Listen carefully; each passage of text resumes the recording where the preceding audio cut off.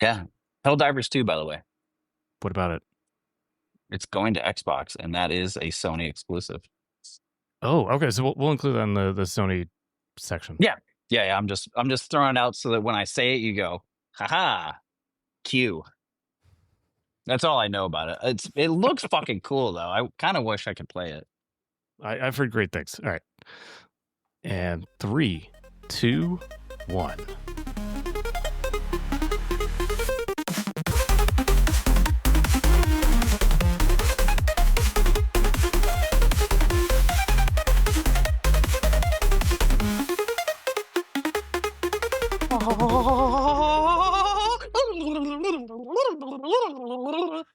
Twinkle, twinkle, little star. Welcome, all you twinks and twinkettes, to yet another episode of the Geeqoid Podcast. This is episode 24, where your hosts, myself, Erik, and my great friend Jarrad, break down all the latest news when it comes to gaming, technology, entertainment, pop culture, and just really anything we feel like talking about.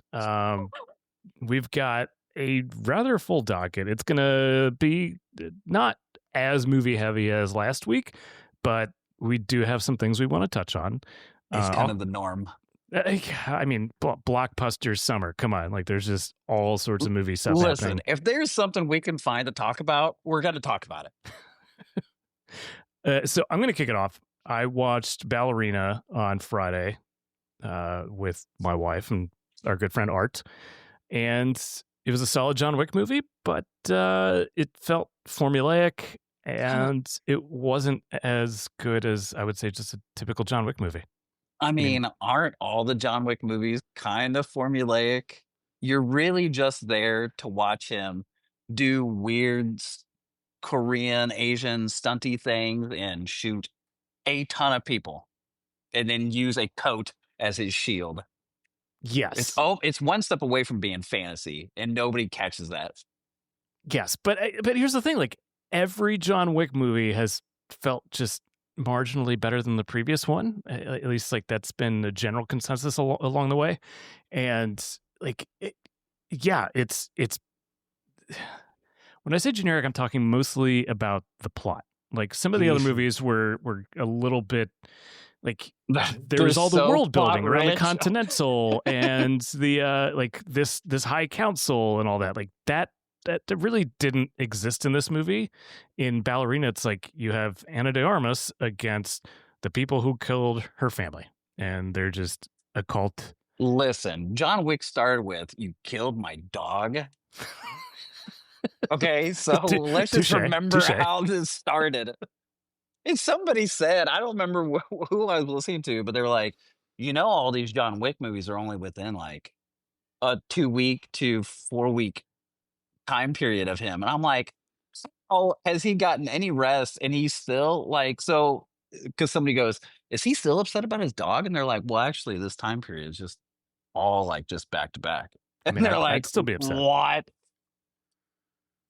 I mean, I guess get a new dog, please. I mean, he's had to have some time to heal between bullet wounds and all the bruises. Has he? It's only been 4 weeks, I guess, for him. I would say 4 months. Oh, okay. That's enough time to grieve. All right, but enough about Ballerina. You went to go see Jurassic World Rebirth. Yeah. Let me break it down for us. Yeah. There are certain moms that were really excited that maybe we would talk about this. So here I am. Hi, Susan. This is for you. Hi, Mom. It's a meh. It's a somewhere between a 6.5 and a 7 out of 10. 7's good. Like I'll go off of like some other reviewer scores. 7, it's a good. But you don't regret seeing it. I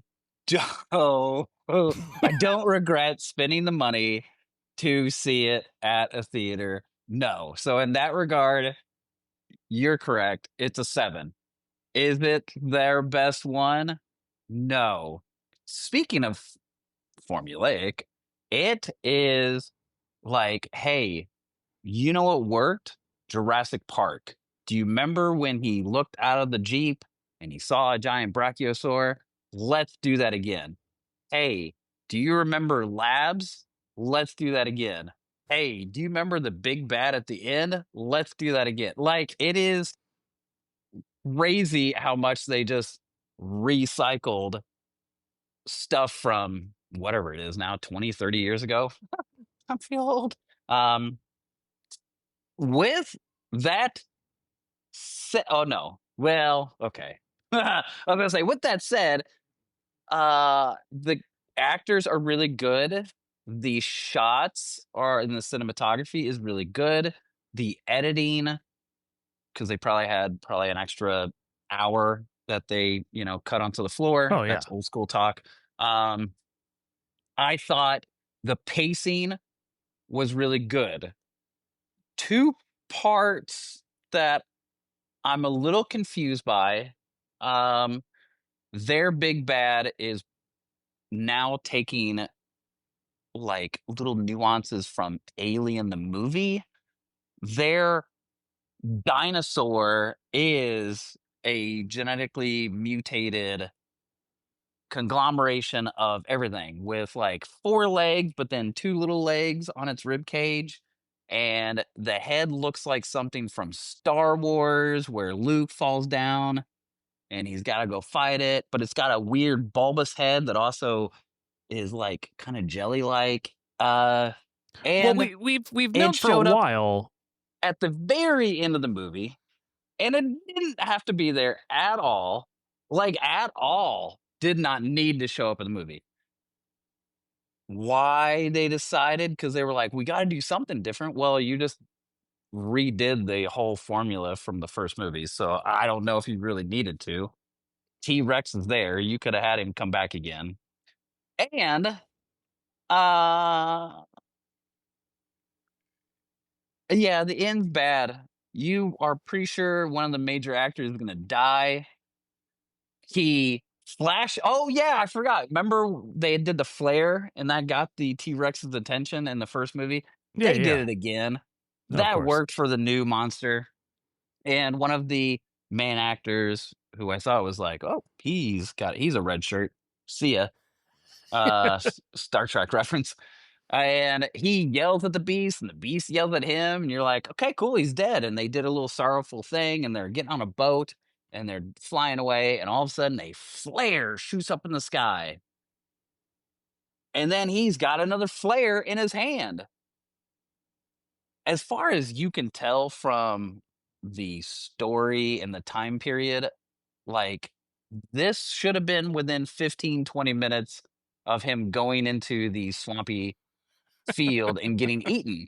So this big kaiju, because they got pretty kaiju-ish, this big kaiju monster should have not been that far away. It was not a fast creature, it was a lumbering creature. And yet, here he is. He's flashing a new flare, and he's like, I'm still alive, guys. Come get me. Oh, Uh, man. it fell apart at the end. real, real funny. Not hard. We just laughed. Like, Katie loved Jurassic Park. Jurassic World. Loves it. Loves it. Loves it. Loves it. We have so much weird IP dumb stuff upstairs, and it's our own little shrine of Legos and stuff we've got at Universal. Velocicoaster, and it's fun. We love it. We both looked at each other in the dark and laughed out loud. Okay. I mean, The if you're entertained, you're entertained. I mean, that's You're what you go to entertained. movies for. So, I mean, and Mostly. I did tell Katie, the actor in question is the actor who was supposed to be the new Blade. Oh, And this Mahershala was, Ali? yeah. And so this was my first time really getting to see his action side, his comedy side, and his emotional side. And Katie, I leaned over, told her, because she was like, oh, okay, cool. And then she leaned over me and later as he did emotional parts and this and that. And she goes, yeah, he would have been a good Blade. And I was like, yeah, he would have been a good Blade. He could have given more depth and more nuances of this badass, half vampire dude. Yeah. Last Whatever part. happened to that? I mean, I don't want to derail this, but I cannot remember. Like, I just heard it got put on ice. Well, that was during the time, and we talked about it in one of the episodes. I don't think it was too in depth, but that was when Brave New World came out, and then they were trying Disney themselves was trying to do so much with the TV show and the movie, and it Mm. was really just choking anything Feige had ideas, and so Feige wasn't there a lot. He was trying to bounce constantly, and so you said that it was getting to the point where when Feige showed up on a studio lot, people would get nervous and not excited about his ideas because he'd come in, bark something, and then have to leave. Yeah, 11th And that hour was, changes and all that. yeah.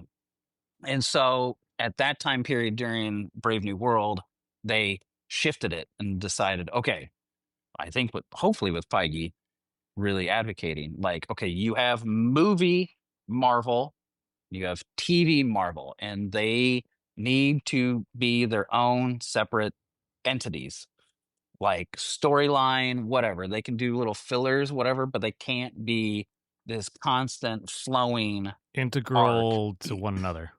And it was getting hard for the audiences too, who don't watch Disney Plus or don't have subscriptions to Disney Plus.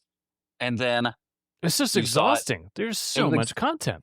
and there was a lot of people who don't have it. So then you don't know what they're talking about from like WandaVision. That was a huge one. Yeah. WandaVision and that TV show affected, I think, two other movies, including Doctor Strange.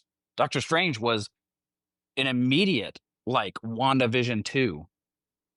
Yeah, if you didn't So watch WandaVision, you walked into the hard. Dimension of Madness or whatever it's called, and just all sorts of confused. Yeah. So he took full reins of the movie studio again. And I believe with that, I think because he was a huge fan for Blade and an advocate for it. And I think at this time it's paused, but it's like infinitely paused. I mean, here's the thing: like, Deadpool and Wolverine was so successful as like the first quote unquote R-rated MCU movie. Like, just the audiences are hungry for that. I feel Well, and it was I could like, I've heard mostly good things about Ironheart, but like I'm not rushing I to haven't go watched it watch it. yet. And that's interesting. They threw up all the episodes. I just saw that last night. I was like, oh, Oh, you really? can just, yeah, you can watch them all. God, another thing I gotta add to the queue. Yeah, so do I. And it does look good. And it'll be, if anyone listens to this and then they go watch it, this will be one of the last, because there might be one or two more, but this will be one of the last that doesn't try to have a continuity to a movie.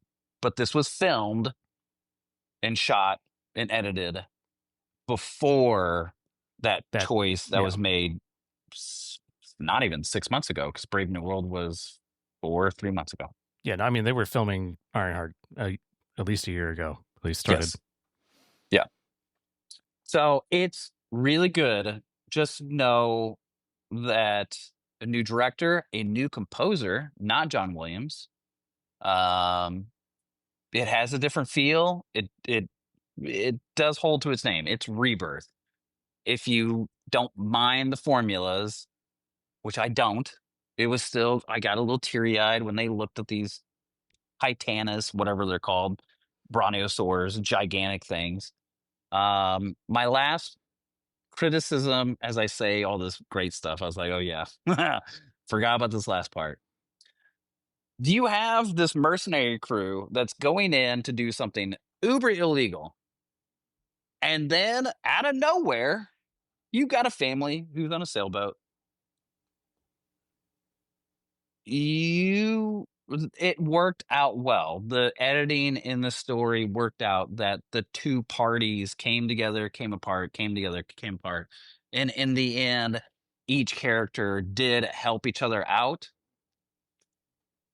However, you did not need to do that. You could have done Rebirth with just the family and then watching the family go, just like Alan Grant did with the two kids and trying to survive while his girlfriend slash fiance was, off trying to do her thing.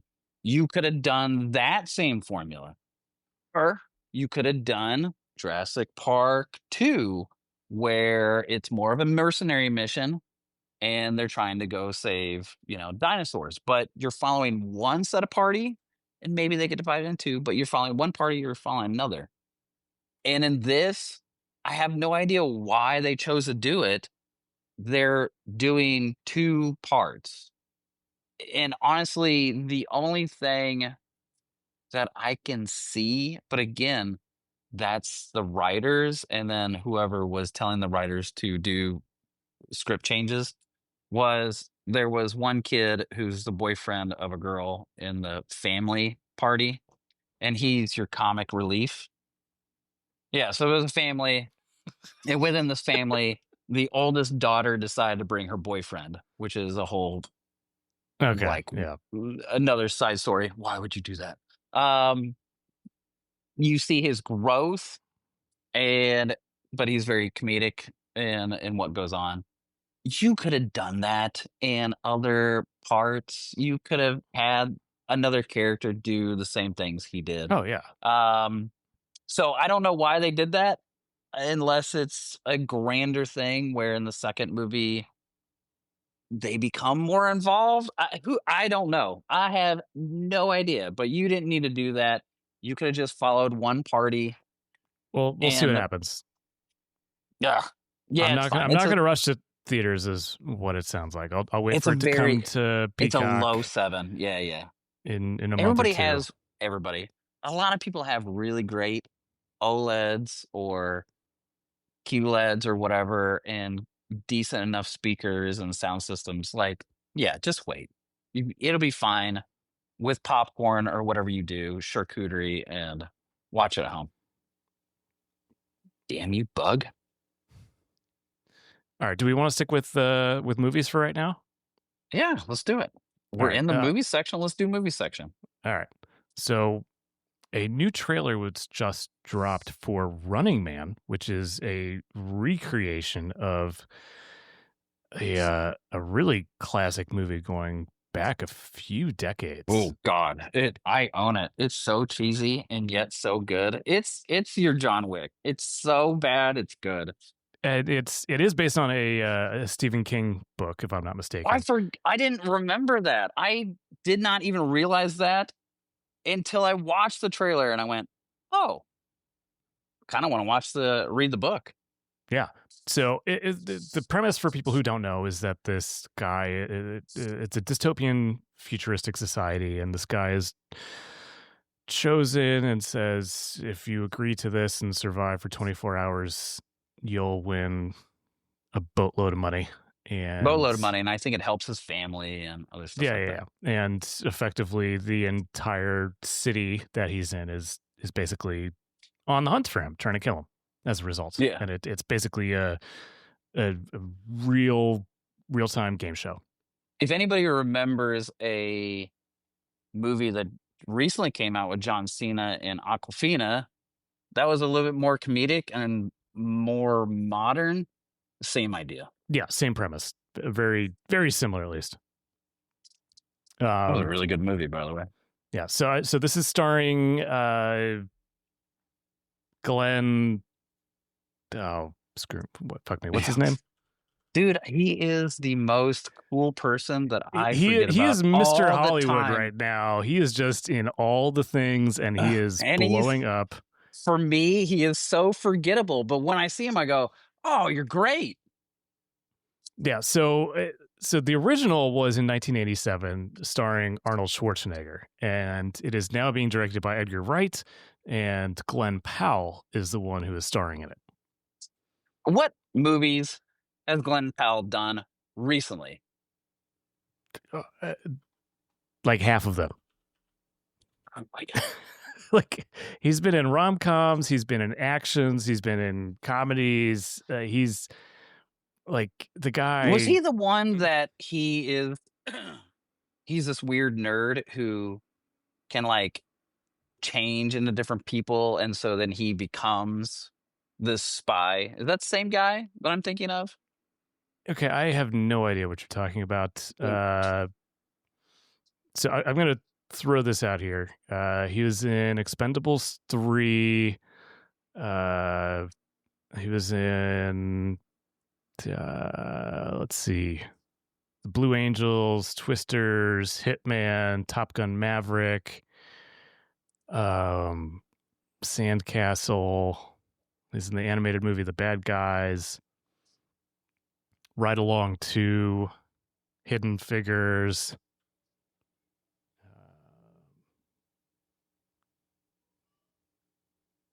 Yeah, I mean he's got. I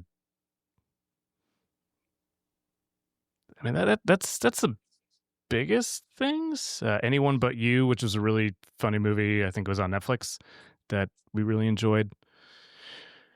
But yeah, Running Man is probably his biggest movie to date, where he's the lead.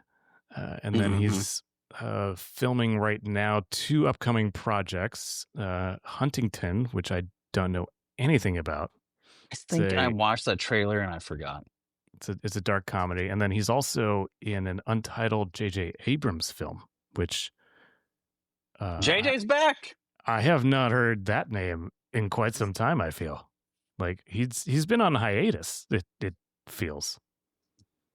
Star Wars, he probably needed a gap. He's like, Jesus.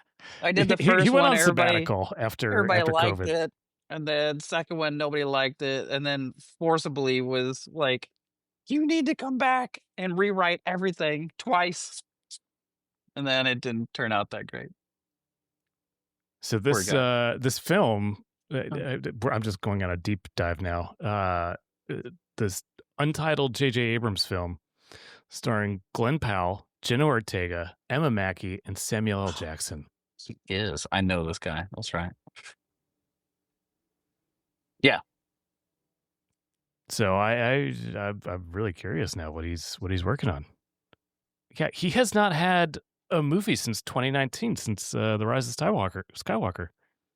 No, Hitman. He did Hitman. Was he the director or producer? No, sorry. Glenn Powell. Sorry. Glenn Powell. Not fucking. No, sorry. Going back. Glenn Powell. He did Hitman, which I watched on Netflix. It's 2023. Oh, yeah, that was a blast. That's the one where he's the nerdy guy. Yeah. But he's so oddly good at like getting into this spy character, and then he becomes the spy character. It was really good. It was a fun movie. Really good. All right.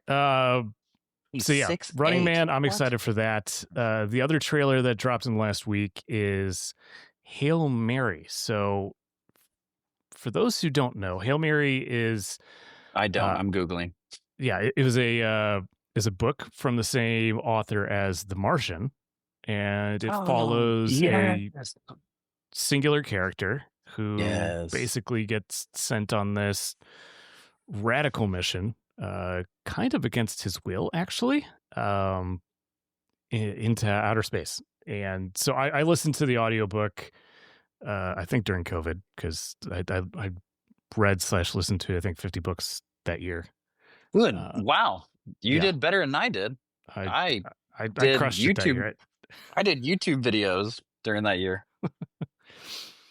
So it's starring Ryan Gosling, and there's a bunch of other supporting characters, but just like The Martian, it is focused around a singular character and his journey across the stars, and it looks great.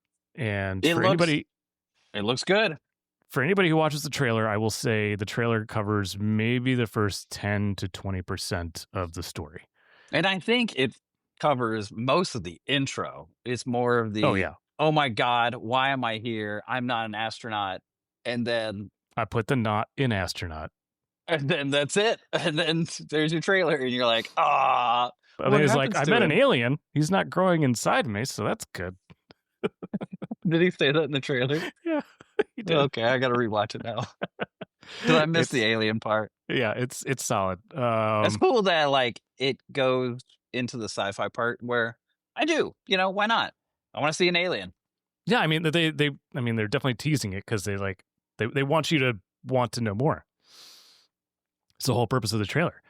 But I mean, it was a fantastic Project Hail Mary. Fantastic book. Ryan Gosling, his portrayal just looks spot on. I'm super pumped.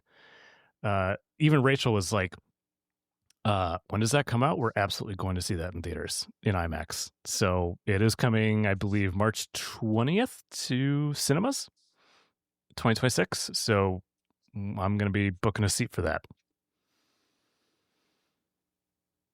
And I think that's it for movies. Do you want to start talking Switch reviews? Yeah, just side note, because ADD. There's a Batista. There's a Batista movie, and I love Batista. And he's been very much like, I don't want to do any of that big action stuff. But, dude, I'm watching a trailer for a movie called Afterburn, and he didn't gain a lot of weight, but it's Batista. And he looks great.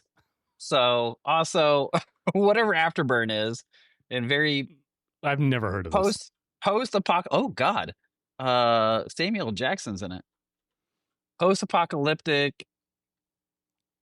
It's real post-apocalyptic with a weird German bad guy theme. I mean, it looks like it's a remake as well. Yeah, that's exciting. All right, that's enough for that. I'm gonna turn that off real quick. So I'll just watch that. Oh my God! So sorry, just 50 years of Jaws. ADD, man. I forgot. Right, just pause for a second, baby. We're going down a rabbit hole in Afterburn because apparently in April 2012 was when this project was first started. What? Announced that Tommy Wirkola would direct and Gerald Butler would star in the action film. Well, he got out of train. It was reported that Jung Boyong-gil would direct the film. It's changed. J.J. Perry, and then finally Dave Bautista and Samuel L. Jackson joined in 2024.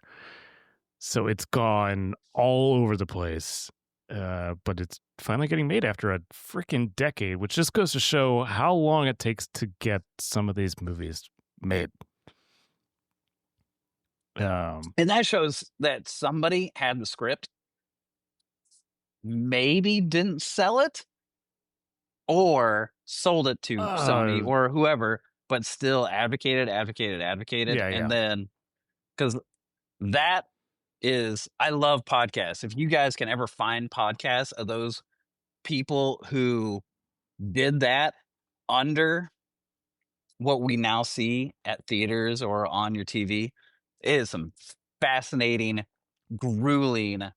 Those should be great stories. Yeah, 100%. All right, you said 50 years of Jaws. I'm just going to gloss over it. I just don't care.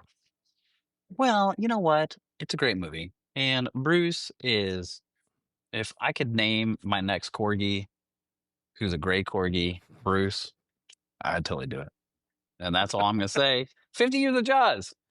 Susan, you know what I'm talking about. We're supposed to be covering news. There's nothing new about Jaws. 50th anniversary is a big deal. It's 1975. You can kiss my butt, dude. That's pretty legit. That's crazy. Right. When you have your 50th anniversary, then we'll celebrate. How about that? We've got 4.5 years, so let's do it. Hopefully, I'll be back in Colorado or somewhere west of the Rockies. Oh wow! Really going that far? Okay. Switch reviews. Where'd he go? Wait, where? I'm right here. I'm right here. Listen, I've got Bluetooth AirPods. I can walk away from the screen. Nobody sees the screen currently. Maybe my mom will. Whoa, we hit 50. Yeah, if she does, that's cool. My wife would be okay with that too. Switch. What does everybody want to know about the Switch 2? How's it being received? Like, what's the street saying? The streets are saying that the Switch 2 it's very like flip a coin. It is exactly what people wanted. And it is also like, it's an iterative, whatever, it's not the right word, but it is a iterative. iterative. It's very like, oh, cool. It's not revolutionary. It's yeah, not. which we said years ago, it feels like. It's Yeah. not. The LCD screen does have some drawbacks, come to find out from Digital Foundry. It's not the screen itself, it is the software. Oh, God. Sorry. Uh, Bleep that out. It's the software No, we're keeping that that in. is holding it back. Digital Foundry figured out if they overclock, and overclock usually sounds dramatic. You can overclock by a very tiny measure, but they're finding that there is some ghosting, which they didn't anticipate. You see some like trailing of the characters. The HDR is not working well. So that's what's confusing. So the $10, which also nobody's happy about, the $10 welcome tour or whatever of the Switch 2 shows off all of these things: DLSS and HDR and frame rate from 30 to 60 to 120. And so it proves the system capabilities, the screen, everything is there. However, there are new drawbacks, which we'll see flesh out over a year. And it's showing immediate drawbacks as far as they want to keep that battery life good and well, which 2 hours is not great, but whoever is doing handheld over 2 hours, Get a life. yeah, stop. Like throw a charger on it or stop and put it in dock mode and then play 4 hours. Maybe just take a break, go outside, touch Just some take grass. a break. Yeah, and 6 hours, yeah, probably airplane mode and your brightness all the way down.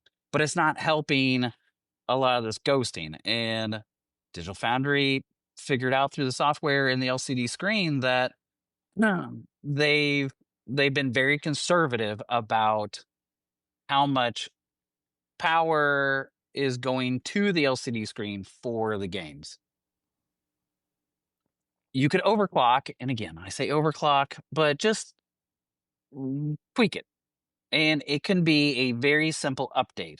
If there's enough people who clamor about it, Nintendo, in very few regards, it's like Apple, very few regards, they will then do an update. This will probably be something we will see an update in the next 6 months, hopefully month to 3 months.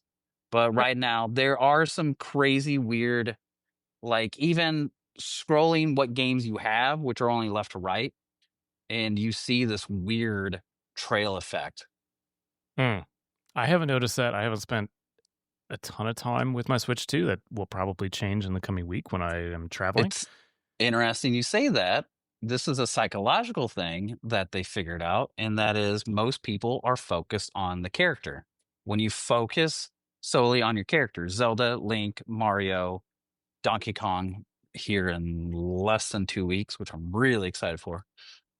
Or Fast Fusion, which are a game, or not a game, a vehicle that you're focused on. When you're focused on that one subject, you don't notice the ghosting. It's when you somehow, which I am not one of those people, when you can focus somehow on everything in the subject, then you see the blur effect, which does disorient some people. So that is actually a rendering technique that I don't know how commonly it is used across the industry and on what platforms, but the idea that your focus is on a central target in a lot of cases, and your peripheries, they reduce the rendering capacity because you don't need as much hardware and horsepower because you don't need as much fidelity, to be completely honest, because you're not focused on that. And so a lot of times they will ramp up the rendering capabilities for the central target, decrease it on the fovea on the outside. And it's a technique that has been used. It's been tossed around. It is not as easily implemented as I'm making it sound, and that's why I don't think it's as widely adopted. And I also have no idea how this plays into DLSS and kind of AI upscaling and all that stuff. But I have to imagine that'd be an area that the AI would probably excel in. But anyway, to your point, I think there's going to be definitely some patches over the next 6 to 12 months, as with all new consoles. I mean, Yep. it's new hardware. Developers are Yep. learning to deal with it. Even the hardware manufacturer, Nintendo, is saying, "Oh, mea culpa. We may have overstepped in some areas. We need to reduce this back or make some tweaks." But all in all, hardware, these consoles tend to improve as time progresses, and the And quality of the everybody, games always improves. you have to remember those who don't know video games and all that. So the Mom, big goal, hey, love you. The big goal is that the next console will not be such a drastic software program within the new console for people to have to relearn to make a new game for that. It should be a bit more, or a lot more is the goal, a lot more easy and system less focused to create a new game, because if it takes a lot of work for them, that's longer for them and the console manufacturers, Sony, uh, Microsoft, and Nintendo, to then have those games out and also them making money. yeah. But talking about games on the Switch, Sony has started or has unofficially, or maybe it's just rumors at this point, but they It's are, official, but it's getting weird. yeah. So they've officially announced that they are porting some games to the Xbox. We suspect they will also come to the Switch. But this is going to tie into our next topic as well, which is Xbox's sweeping layoffs across numerous Microsoft studios. And I think they kind of go hand in hand with how we look at the macro picture of the Mhm. developing games market. Yeah, I So think this is a way deeper thing that, again, Eric's going to say, like, we don't know. We'll keep you updated, as future things. But with that said, Sony is on board with starting to. Sony was very big. So originally, each company was very big on having their own exclusives, so that when you bought an Xbox or a PlayStation or a Nintendo console, they you had your thing that was your thing. And with the time and money and investors, which is the other side, and stakeholders, they are starting to lose that, because Disney doesn't care, Marvel doesn't care, that's IP. But then investors don't care. If that game will sell on another device, we'll take a 10% hit to get the other 90% that we want for to make profit. Xbox was the very first, and they were, well, Sega was actually the first. And then Xbox within this year has been the first to really open up the floodgates to, we're going to start making our games to go onto other consoles. Gears of War is a very classic game that has been on Xbox and Halo for the entirety of that Xbox has ever been around, from 360. Now we're starting to see, and it started with Gorilla made a Lego game, which was not normal Lego IP. Gorilla made a game for Sony, which was a exclusive called Horizon Dawn, I think, which is a weird, very neat sci-fi Jurassic Park dystopian based re on op the PlayStation exclusive Horizon. yeah, and that came to Xbox and other platforms. MLB, Major League Baseball, the show has become pretty much the only baseball game, and that was exclusive to Sony. That has since gone out. I But totally did not realize that just because I don't really follow baseball. So that totally. well, sports and Madden and all that other stuff is not usually our cup of tea. But MLB has been pretty much the only one. FIFA. Everything else is multi-platform. Yeah. Multi-platform. Yeah. FIFA will go to everything. MLB The Show, if I'm not mistaken, is the title. Yeah. Yep.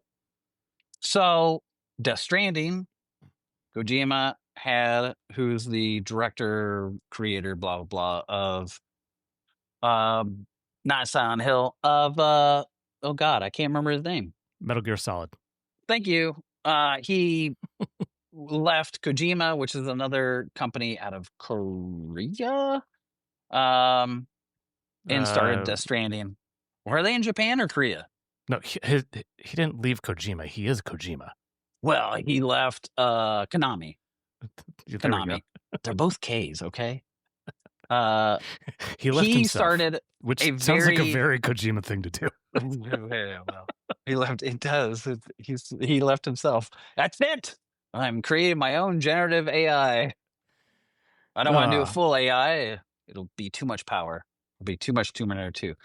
He created Death Stranding, which is a weird video game and movie put together. Very weird sci-fi. Which I just downloaded the first one because it was like $8 on the Epic Games Summerfest. So I was like, I'm going to cop that for $8.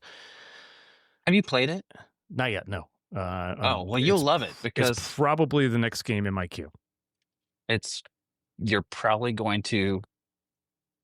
It'll probably be one of the greatest games you ever play. From every review and every video I've watched. I love that weird sci-fi stuff. So yes, it's weird with a still weird storyline, but a really great storyline. And he hired multiple famous actors, from Keanu Reeves to Idris Elba to who's the guy from Walking Dead. Or not Walking Dead. Yeah, Walking Dead. Walking Dead, Boondock Saints, Norman Reedus. Yeah. He's the lead. So I'm pumped for that reason. Guillermo somewhere is in there. Guillermo del Toro, because it has that similar Guillermo sci-fi fantasy dark vibe. That's going to Xbox. The Helldivers 2, which I don't know anybody unless you're really in the video game sphere. Helldivers 2 is this weird. It's multiplayer co-op. Basically Starship Troopers. Starship Troopers meets pre-Warhammer 40K, because they all are like, they're still human. They're not cybernetic. But they're badass, almost super soldier.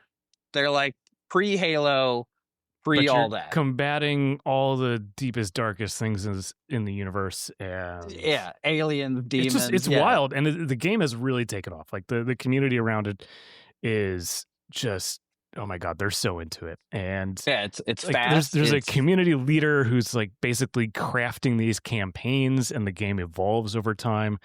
And I think we need to do a whole episode about the evolution of live service games, because that's interesting. This is a rabbit hole that we could spend a few hours into, and I don't want to go there right now. You do say that, and so I think there's a huge. So you've got your EAs and your Sonys and all that are doing these live service multiplayer games, and there's a huge.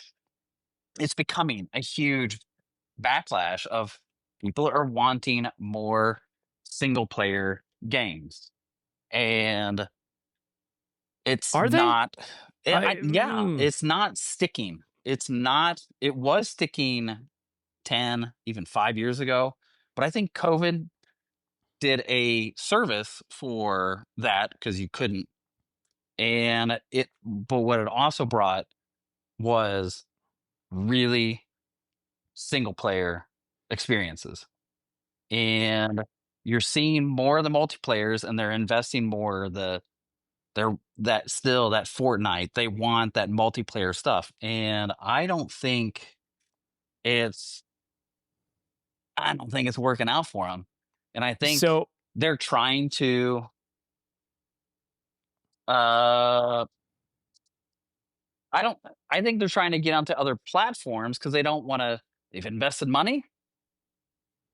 There's already a huge surge for this game. It's like, but we're starting to lose profits. We're starting to lose profits and get it onto another console. So let me tie this into the Xbox layoffs, and I'm going to tie all of this together with a macro view of the games industry and the way it's shifted over the last 5 years. So what we've seen, at least from a consumer spending paradigm, is that they're spending less on individual games, more on live service, and on fewer games in general. So there's more competition when it comes to individual games. And I think that's why we saw the 8,000 layoffs across Microsoft, the majority of which was Xbox Studios, because they're saying, hey, we're going to invest in properties that are currently making money. We're going to de-risk new endeavors like Perfect Dark, as much as I was excited to see that. I think it was too risky for what they called a quadruple A game, which, unless you know what you're doing with a quadruple A game like Rockstar and GTA 6, it is way too big of a gamble. And so I think you see major studios like Microsoft / Xbox de-risking on these major new titles, doubling down on their successful live service offerings. And you're seeing them just basically go wide, get their IP and properties that are successful on as many platforms as possible. And that's why Sony is now porting their games to Xbox and Switch. They've effectively won the console war with Microsoft. Like, Nintendo's just kind of like an outlier. Like, I don't even think they're competing necessarily directly with. I have an argument against that, but you keep going. Okay, we'll get to your argument. But I think Sony is seeing the writing on the wall, the way that Xbox and Microsoft have made these moves to make their platform open and available. Like, they're thinking now, we need to get our IP on as many platforms as possible, absorb those customers, and just really double down on live service games. And I think we're going to see an ebb and flow over the next couple of decades between live service games and single player triple, quadruple A content, and just kind of back and forth. And it's going to be really tough because there's now a glut of developers who just want to make games, and it's going to be a rush into the indie game space. And the indie game space is already super competitive. It feels like there's just so much content. Like, I acquire more games every month than I have time to play with. Like, my Steam catalog is like in the thousands, and I haven't played thousands of games. Let's be real. So I'm trying to think of like what this means for the consumer at the end of the day, is that they're going to be able to pick and choose which game they want to play on whichever platform they want. And that's great for the consumer. I think it's great for the consumer, but it's been as a dream. Game developer, it's going to be very, very difficult to figure out the path forward. It's things are changing so rapidly, especially with AI. Like, we're not even going to broach that topic right now, but things are changing so quickly. It's difficult to figure where the most return on your investment is going to be from an investor standpoint, from a publisher standpoint, from a developer standpoint. Like, it's everybody's trying to figure this all out in real time, and it is not easy. Yeah, I need to stop and think about this. It was over 9,000, by the way, layoffs. So the report I saw was 8,000. So yeah, it's over 8,000, 9,000. 9,000. It's a lot. It's a lot. Uh, I mean, Microsoft has been cutting people left and right for the past 6 months. So my heart goes one of out the because I know a lot of people at Microsoft. I know people directly who have been impacted by these cuts. And reach out to me. I will help you get a job however I can. My gaming industry ties are not as strong as they once were, but I will do what I can because you're yeah, good people. yeah, they all are. And they And a lot of worked them have been at Microsoft for quite some time too, which well. is So here's the a great gut example. wrenching So part. Forza Motorsports is one of the few race car simulation type games other than GTA, Gran Turismo. Or not GTA, but GT, Gran Turismo. And part of that layoff was half of the current crew for Microsoft slash Xbox's greatest IP just is gone. So does that now leave no competition for Gran Turismo, which I don't remember who makes that game, but it's been usually exclusive to Sony. Polysonic, Oh yeah, polymorphic, Polygram. poly something. So you're also Yeah, but that's also a PlayStation exclusive. it is, but it's still a competition to another game, and competition is always good. I mean, I would Xbox. not be surprised if Gran Turismo 8, the next iteration, eventually comes to Xbox and just says, "Hey, you know, we're breaking the exclusivity contract," or they're not breaking it, but they're saying the next one is not going to be an exclusive Well, I'll be honest, because they can if capture a wider Xbox market. just shaves off half of their crew for one of their leading games, then if I was a Sony investor, I would absolutely do that. And now take the market because Forza isn't going to be competition for you. So yeah, I mean, I here's the would. thing: Gran Turismo and Forza are very different games. Like Gran Turismo has always been positioned as like the premier racing simulator. Like you can get in and you can drive a beat up 1990 Honda Civic around the Nürburgring. And To an F1 right. from Italy.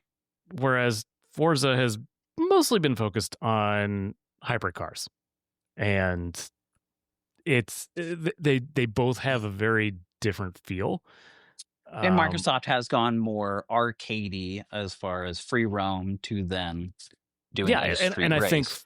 Forza is really more in direct competition with Need for Speed than I think they are Gran Turismo. I think it has gone that way. It's evolved that way. But there's still like tracks and um things that are still the only direct competitor that Gran Turismo has. I would also argue, so shifting, that I at first, as somebody who only had a PlayStation, only had an Xbox, and now only has a Nintendo, that I would love to see more cross platform. We're seeing that for the first time in a very long time with the Switch 2. As far as like in console wars, I think is bullshit and I think it's stupid and I think you know, it's almost, political in a weird like who gives a crap. With I with, disagree 100%. I with think that said, okay. Nintendo's almost, and I've compared them to Apple repeatedly.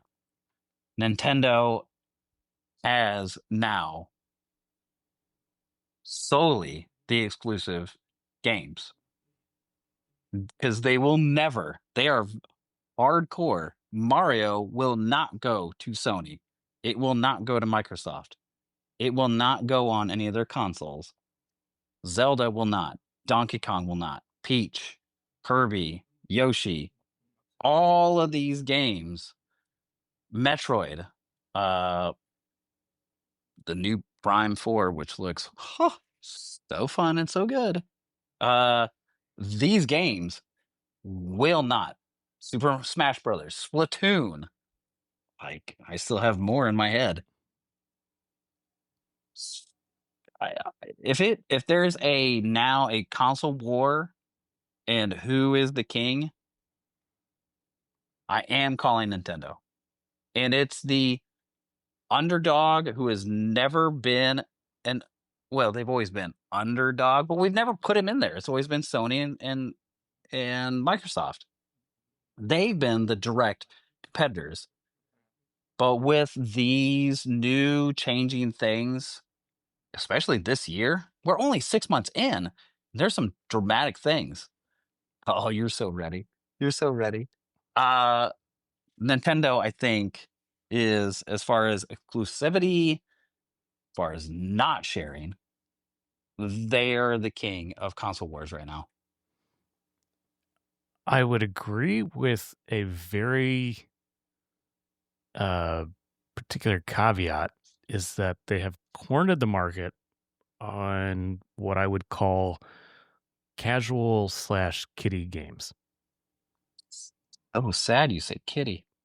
But Mario, casual, yeah. Donkey Kong, like Metroid Prime might be the one exception I can think of.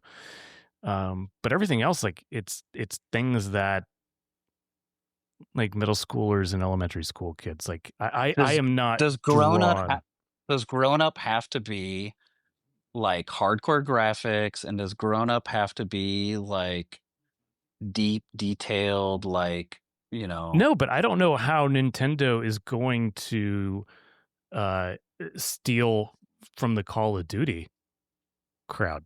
Like what does Nintendo cross-platform have? That's cross.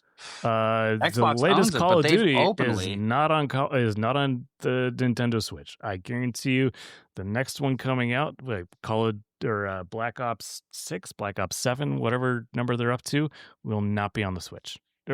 No, it might but be.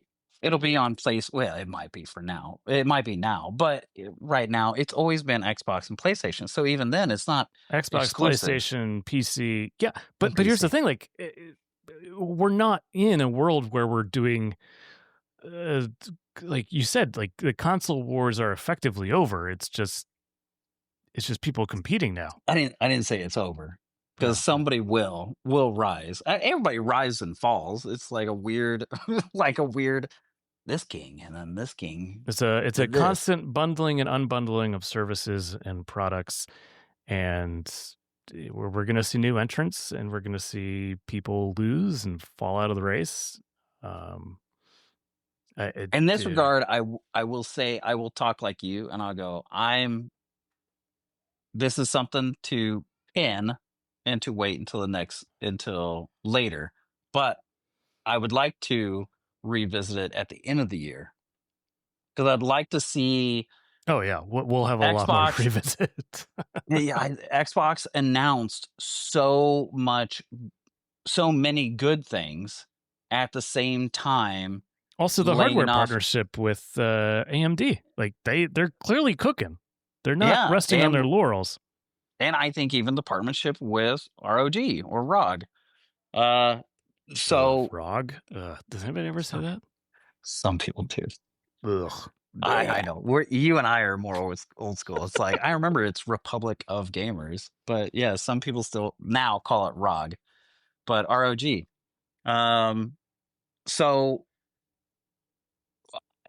and they spent, going back, or still speaking of Microsoft, they spent 5 years, the last 5 years, and especially during COVID, which was crazy, but it was before COVID. So this will last almost 10 years.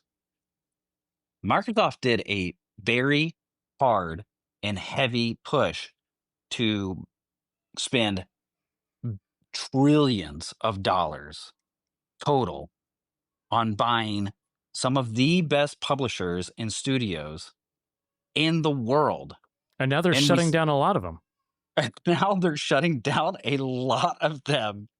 And I'm so curious. I wish, and I've said this before, a fly on the wall to the investors, because the stakeholders and investors are your ultimate change, dramatic change. No matter how much you defend or you advocate, their money and their votes count. So I'm really curious to see what Microsoft and now also Sony does at the end of this year with Christmas time and then the beginning of the year, because we usually see a second bubble in February. Yeah. So I think I want to put a pin on this because we need to see how things evolve. I will say that there are now tens of thousands of people with really solid game dev experience looking for new jobs. So if you can, please help those people out. But also at the same time, it's Please. a great opportunity because I think there's a lot of these people who are working these jobs have ideas of their own. They want to build their own games like that. I have never met a game developer who doesn't want to work on their own IP, work on their own stuff. So it might be like a Cambrian explosion of indie games, which is just going to make the indie game market that's much more difficult. But also, like, I don't know, I feel like 1,000 true fans, if you can get 1,000 people to give you enough money, like I would love to see that.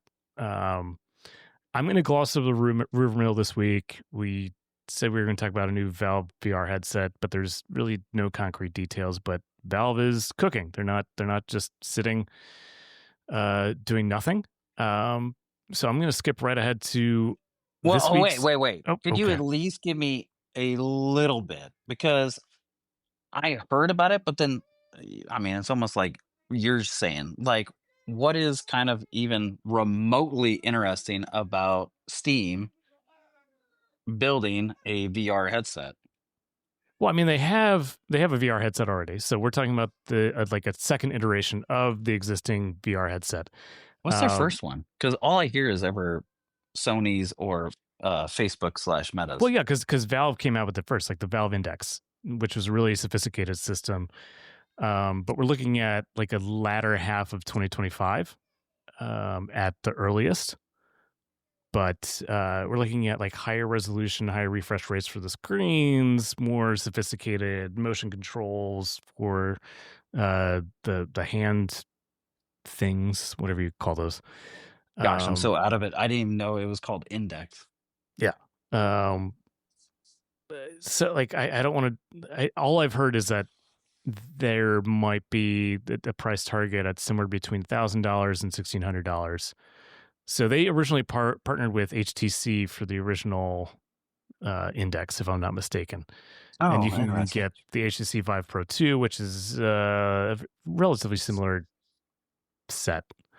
But like they're talking about like the base stations that you have to set up so you can set up the perimeter of what you're thinking. Like the MetaQuest doesn't require base stations. You just operate in whatever zone you're in.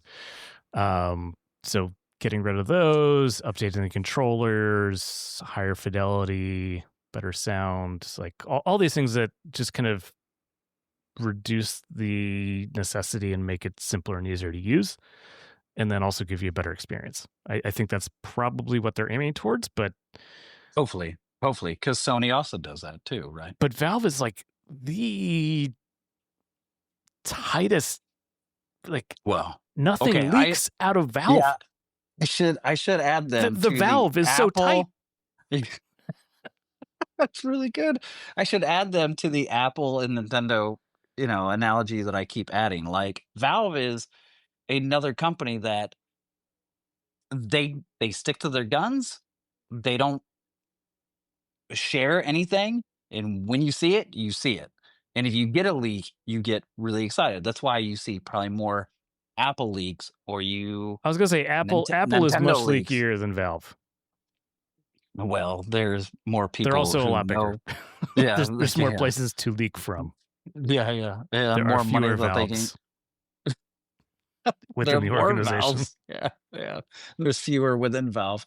Yeah, but you're correct. Those three companies they stick to their guns, and they they don't shift. Nintendo has too many external partners. Like clearly the brouhaha around CES. Like, oh, there's a Switch 2 coming. This is what it looks like. Which they got. Those people got. Well, they got screwed. Whoops. Yeah, we got to follow up on that lawsuit.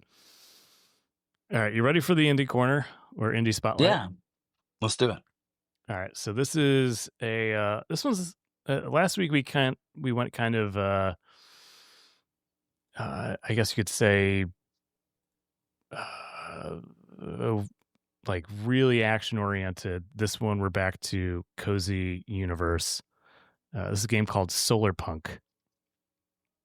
And listen, I thought a camping game where you could build a garden on top of a microbus was pretty chill. No, but this is, now that you mention it, like probably a very similar vein. So it's got a paintedly 3D view, first person, kind of Minecrafty in a bunch of ways. As Erik ages, Erik goes, yeah, this is what I really want with a kid. I have so much time and I'm so stressed out and I have to drive an hour. Like, can I just go into a world and just chill? Yeah. So it's they describe it as an open world survival craft game. And you build airships and there's floating islands, I guess you will call them, and you grow plants and raise chickens and you just exist. And the game looks beautiful. I will give them a lot of credit. It's beautiful. I mean, and also there is a particular art style that I'm starting to see that I'm drawn towards. Yeah, it is very like picturesque, simple, but with beautiful details.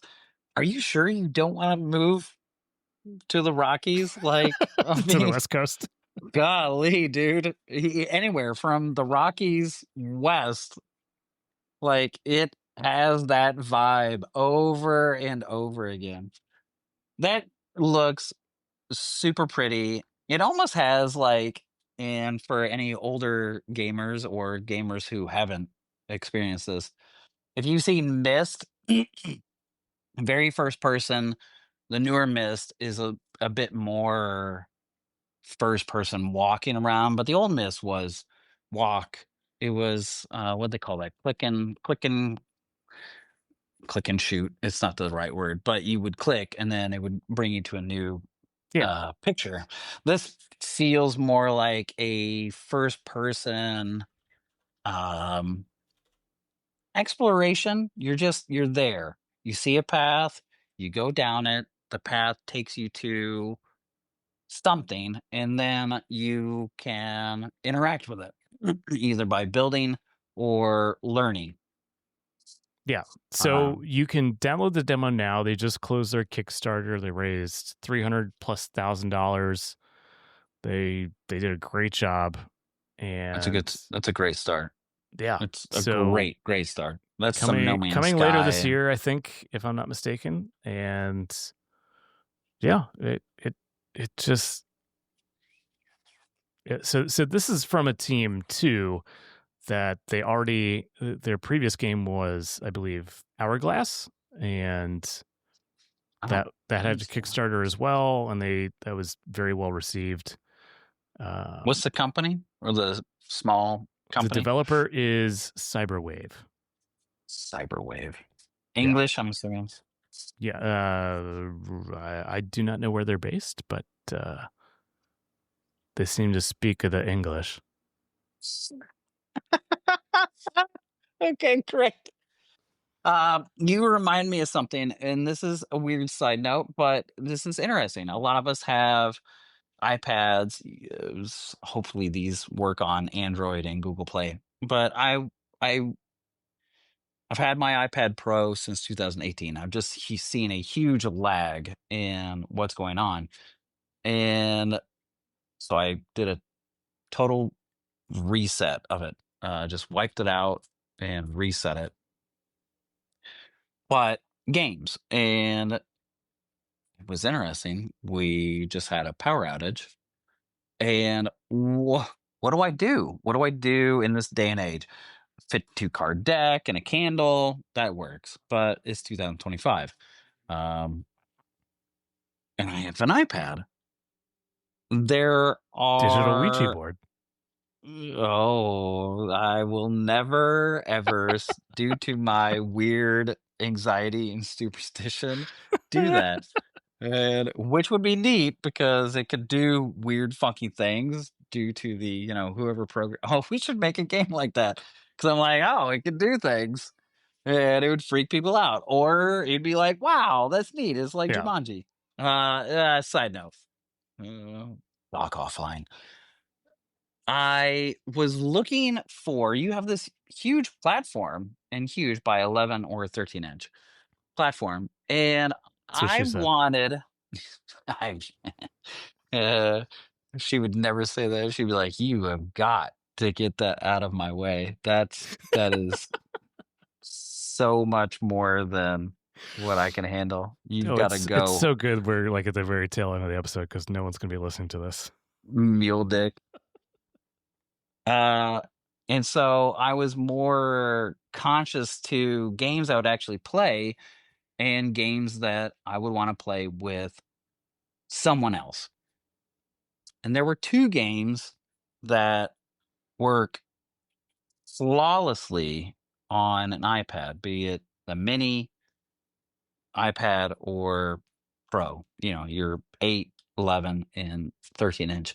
And it was two board games. One is Forbidden Island, which Oh, I've is heard of that. Yeah. by, well, Matt Leacock is the creator, designer of Pandemic. Oh. And he created one from another company. Z-Man owns the rights to Pandemic. He created another game, a simplified version, which is a tile-based instead of card-based and in a big board called Forbidden Island. I actually like it more than Pandemic. They contracted out to make a video game version of Forbidden Island, and it works on an iPad perfectly. That you have the tiles, they are hidden because you're on an island. You're trying to then dig up the pieces to create the ship to get off the island before those tile pieces sink into the ground. Ooh. And your AOL. SOL? SOL. Not America Online. Thanks. Uh-oh. Ding, ding, ding, ding. I think we got to wrap this up because I hear clanging at the gates. Okay. Last one is Onitama. If you can download it, it has had publisher restrictions and changes. But if you can download, it's a 2-player only game, and it is a head-to-head 2-player. You only deal with 5 cards. 2 are in front of you, each of you. 2 in front of you, 2 in front of the other people or a person, and then 1 to the side. And so you use a card to move a piece or a pawn, and then that card goes to the side. And then there are 2 cards. They use they're 2 cards. When they use that card, it switches. So then that card to the side now comes to you. And it is literally a visual representation of what it would be on a table if you put it face down. There's your pawns, here's your cards, there's your pawns, there's your cards, and then there is this card off to the side. If anybody can figure out how to get it, it is really hard, and I wish you luck.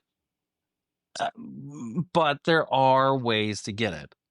But Yeah. Forbidden Island and Onitama are almost my weird Apple indie iPad No, I love it. spotlights.